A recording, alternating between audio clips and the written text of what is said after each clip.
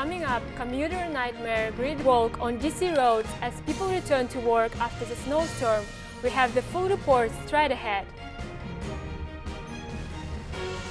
Then, climate in peril, what Snowmageddon means for global warming. District Wire News starts now.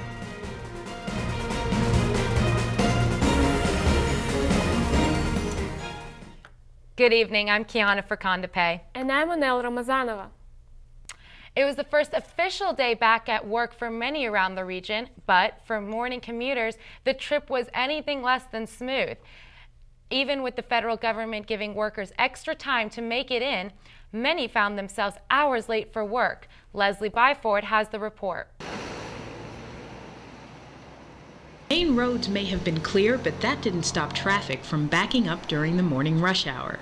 With intersections blocked and traffic at a near standstill, it took many commuters hours before getting to work. Just outside the Tinleytown Metro station, commuters had to wait almost 30 minutes before catching a bus. And even the 20-minute bus ride from Tinleytown Metro right up the street to American University turned into an hour.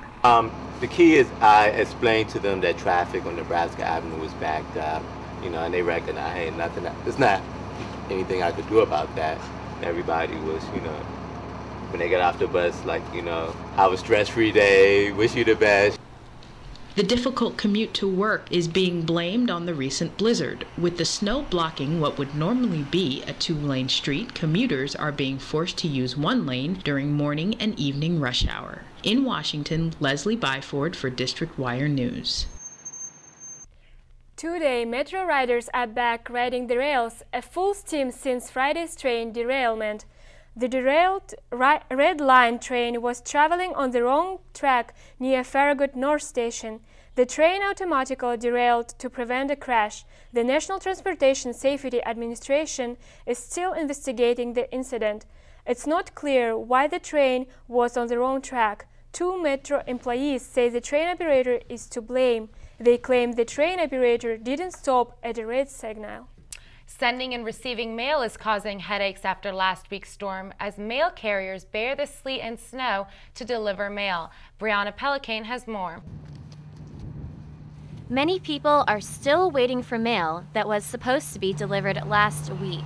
The U.S. Postal Service delivered to all of D.C. only 3 of the past 11 days. And it's not the only carrier behind. Employees say it's hard to find parking on snowy streets. In some areas, the streets themselves are the problem. The mail truck got stuck at the top of our street. I guess he was stopping to deliver mail. And so we tried for like half an hour to push him out. The U.S. Postal Service says it will only deliver to boxes that are safe to get to, so make sure there's a clear path to your mailbox. In Washington, I'm Brianna Pelicane for District Wire News. Despite icy roads and sidewalks, this morning district of schools are open for the second full day since the snowstorms last week. Students in the DC 168 public schools and 83 private schools were back in the classroom today after nearly a week of snow days. DC public schools were closed Monday through Thursday last week and Monday for the President's Day. It looks like Mayor Fenty's political future may be riding on his snow removal policies. The D.C. mayor is receiving major criticisms for not preparing quickly enough for the district's record snowfall. This storm has caused major frustration among Washingtonians, which may be taken to the polls later this year. Political analysts are pointing to examples in history that show trouble for mayors who don't handle snow well. And American University officials are investigating the cause behind a structure that collapsed on campus last week.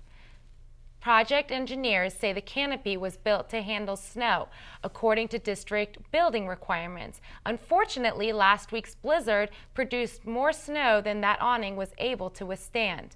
There are no reports on when the university plans to begin fixing the structure. And record snowfall south of the Mason-Dixon line has the public questioning if global warming actually exists. Andrea Posner has the story.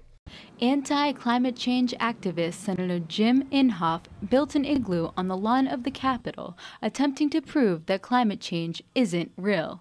Department Chair of Environmental Science at American University, Dr. Ki-Ho Kim, says it is unfortunate that the recent snowstorms are used as an argument against global warming. It reflects the general misunderstanding of the difference between climate and weather. Weather is a very short-term phenomenon, something that happens over within seasons, over a couple of weeks, within a month, whereas climate is something that happens over decades, 25, 30, 40 years. So average temperatures versus what's going to happen this week or next week. College student Jennifer Gardner says she's surprised by how many people question the legitimacy of climate change. I have heard several people, though. I hope it's just in jest, but they'll say, "Oh, where's your global warming now?" For District Wire News, I'm Andrea Posner, Washington, D.C.